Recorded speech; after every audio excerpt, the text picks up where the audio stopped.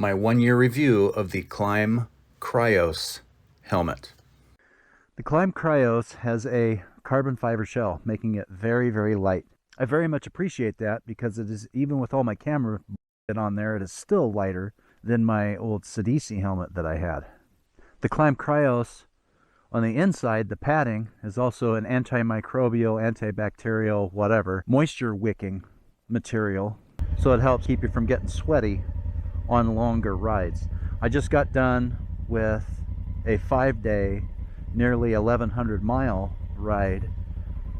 About 2/3 of it off-road. First 2 days in 103-degree temperature. Yeah, I was getting hot, but I'm here to tell you that foam works. Foam probably needs to be washed now. It is removable, so you can wash this stuff. The KLIM KRIOS is also an extremely comfortable helmet. It seems like it's more for round, like oval to round shaped heads.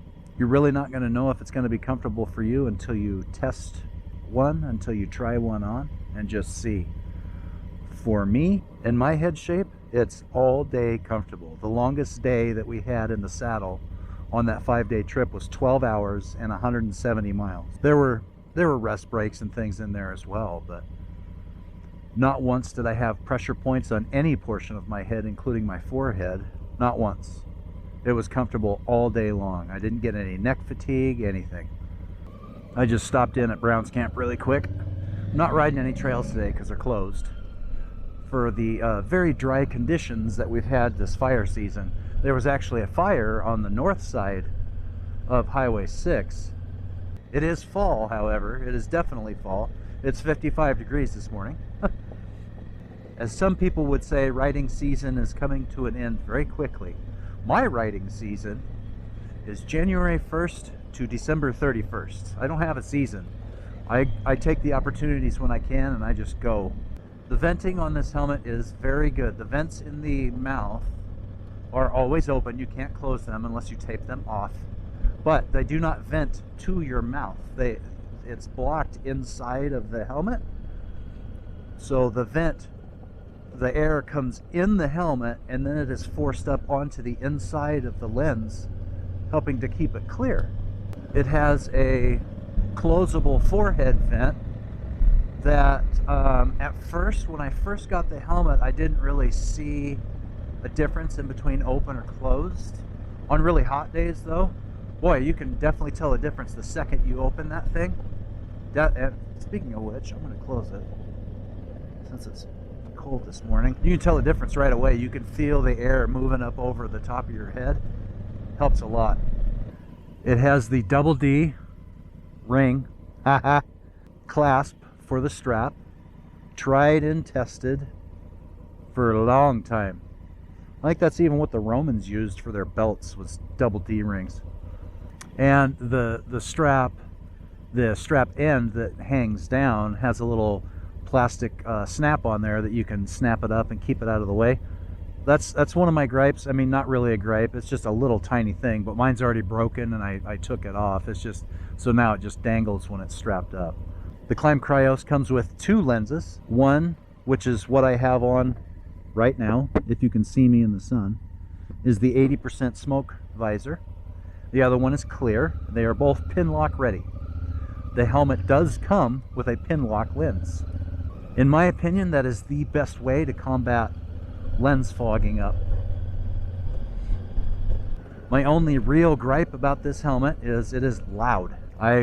I would even dare say earplugs mandatory. Not for trail work or off pavement stuff like this, but on the freeway, yeah, absolutely. Save your hearing. And like I said, this is my 1-year review. I've had this over a year now. I wear it on every single ride, whether it's freeway, off-road, trails, gravel and dirt like what I'm doing now, BDR stuff like I did here a couple weeks ago. I just have not had one single moment where I've been uncomfortable in this helmet, even on very long days, even on very hot days. No pressure points. A lot of times, like for instance on my last adventure helmet, I would always get a pressure point right up here on my forehead. Not so with this one. Now, it being an adventure helmet with a peak, when you're on the freeway, on the road, you are going to get some wind buffeting because it gets caught up underneath the peak. There's really no way around that except for taking the peak off. I leave mine on all the time. It does have large air ports in the peak that allow air to pass through it, and it also helps stabilize the helmet somewhat as well. The helmet also has a spoiler on the back, which also stabilizes it at higher speeds as well. Overall, for me, I've been riding off and on for the better part of like 35 to 37 years. So I've owned one or two helmets in my time, and for a while there, for like 5, 6, 7 years maybe, I raced downhill mountain bikes, so I owned more than a few helmets for that too. This helmet is as light as some of my mountain bike helmets that I've had, some of my full face mountain bike helmets that I've had. That's saying something, because those helmets are super light. They don't have to be DOT certified or anything when it's mountain bike and stuff. So I've owned a few helmets over the years. This is the most comfortable and lightest helmet I've ever owned. You do get what you pay for in this instance. It's a $500 helmet. For all the safety features, aesthetic features, and benefits that you get out of it, however, when this one wears out, I will be replacing it with another KLIM KRIOS. I might upgrade to the Pro. I'm not sure yet. The Pro adds another like $200. Now, what you get with the KRIOS Pro is a little bit different foam system inside. The mouth vent is configured a little bit differently, and it still comes with the two lenses, a dark, well, actually no, it might just come with the one, but that one is a transitions lens, so it transitions from 80% dark to clear. It's an extra $200. You're looking at a $700 helmet there. Now, having said that, you can purchase that transitions lens for this one. The lens by itself, 150 bucks. I've been waffling on the decision on purchasing that for almost as long as I've owned this helmet.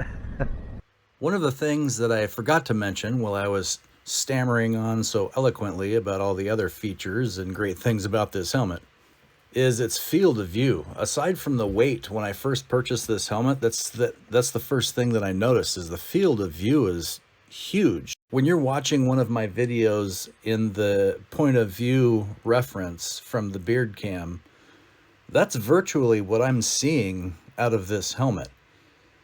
I can't see the top at all. I can see like maybe the front of the peak, and if I look down, obviously I'm going to see the face bar where it comes up over your nose and whatnot.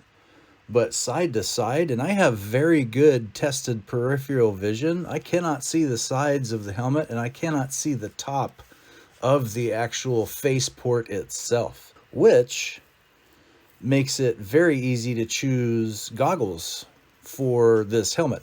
I use the goggles by 100%, mainly just because they're cheap, and I'm hard on my stuff anyway, so I'm gonna, blow stuff up more often.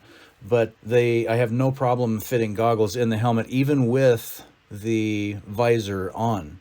I generally don't flip the visor down over it if it gets super dusty. That's what the goggles are for, right? And I do use goggles off-road.